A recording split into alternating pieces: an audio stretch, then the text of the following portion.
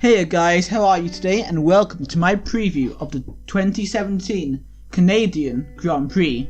Yes, it's time to go to Canada for the Canadian Grand Prix. Little break from the European season of F1. So let's do this preview. So, as we know, the Canadian Grand Prix is normally one of the most exciting races on the F1 calendar. Of course, we always look back to 2011 Canadian Grand Prix as possibly the best ever Grand Prix in history. And to be honest, I would agree with that. Jenson Button came basically from the back with 30 laps to go in a wet and dry race to win the Grand Prix. Can't do better than that, can you? There were crashes with some of the big guys like Hamilton and Alonso going up the race, and it was all pretty good. It was a great, exciting race, and I hope 2017 is going to be similar.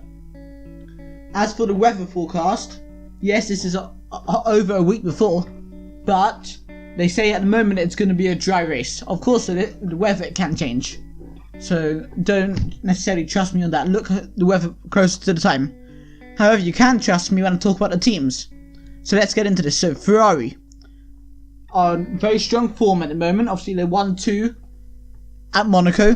Good performance by both of their drivers.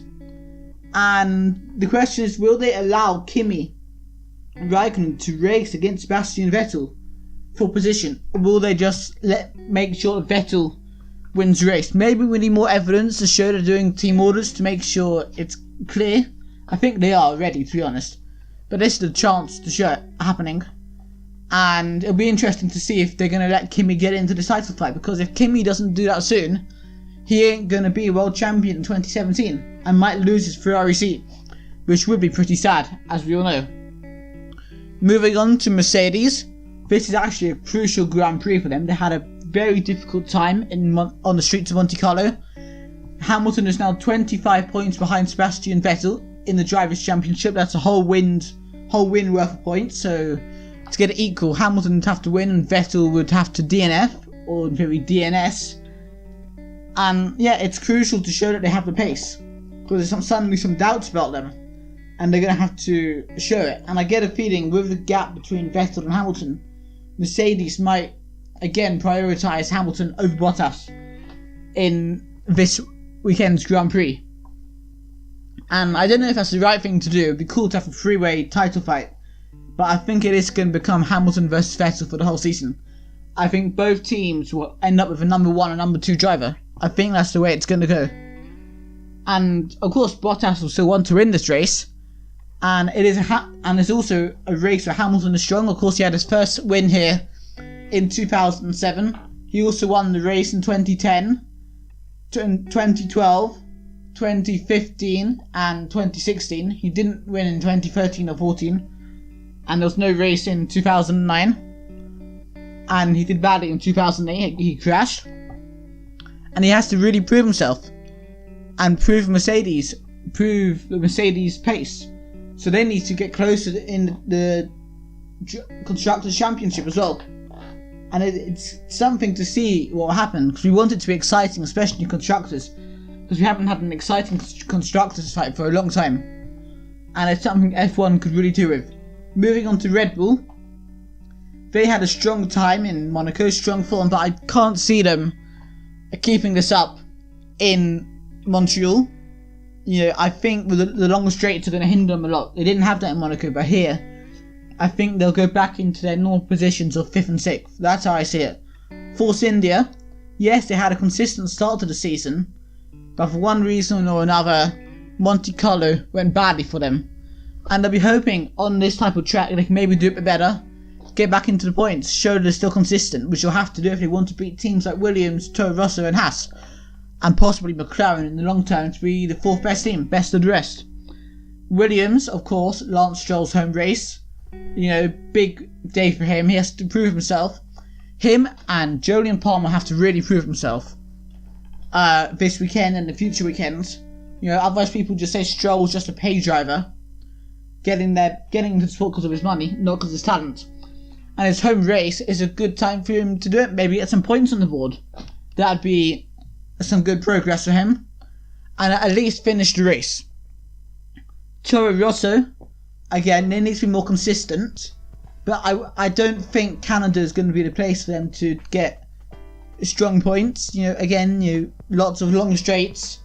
It's going to hinder them, I think, a bit like Red Bull. And I can't see them doing too well this weekend.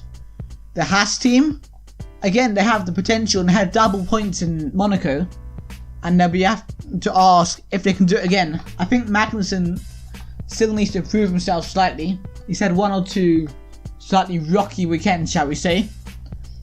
And I think Montreal, the Canadian Grand Prix, is a good chance for them to, again, get some more points on the board. Their drivers can show off their talent, and that's ultimately what it's all about. Renault. A case of two very different drivers. Nico Hülkenberg has been superb this season. He's starting to prove himself to me. I've criticised him before on my channel, but I'm starting to believe in him a bit more now. And I think he's had a superb season. But then again, we're only really comparing him to Jolyon Palmer, who's had a crap season. And he might generally get fired after Canadian Grand Prix if he doesn't start racing.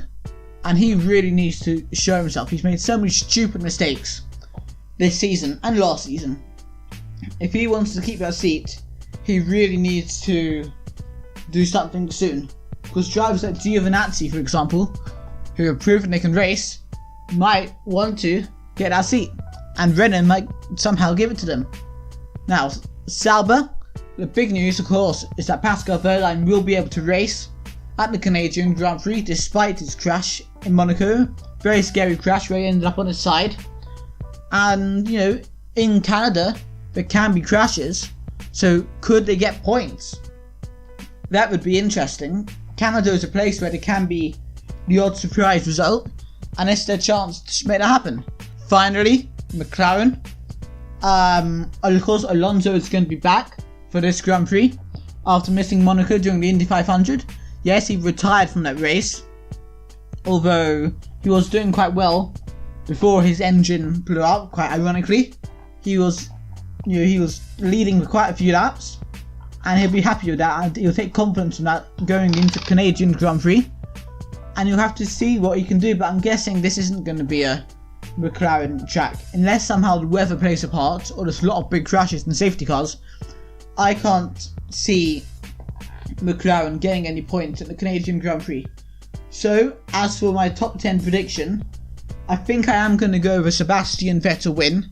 I think he's on dominant form. I think he is going to dominate this weekend, and I'm actually going to put Kimi Räikkönen in the second. I don't know if there'll be team orders, and it doesn't matter too much. But I think Ferrari are going to dominate Mercedes this weekend. But I think Mercedes will be closer than they were in Monte Carlo. And I'm going to predict Hamilton and Bottas to come 3rd and 4th. 5th and 6th will be the Red Bulls of Verstappen and Ricciardo. And then I'm going to after that put Williams, so Massa, in 7th. And then I'm going to predict the Force Indias to do well, 8th and 9th. And I'm going to actually put my neck on the line and say that Lance Stroll will get a point in his home Grand Prix coming 10th. So yes guys, there we have it. That's the end of my preview video. So tell me in the comments who you think is going to win this race. And do you think that Bottas and Raikkonen still have a shot at winning this championship? Thank you for watching my video. If you enjoyed the video, please leave a like. If you really enjoyed this video and you want to see more videos like this and other types of videos, please subscribe to my channel. If you have anything to say in the comments, please leave a comment in the comment section down below. Also, go and check out the video that should be on screen right now, and come and follow me on Twitter, BigGaming342, and Facebook, BigGaming342, and I'll see you guys very, very soon. Goodbye.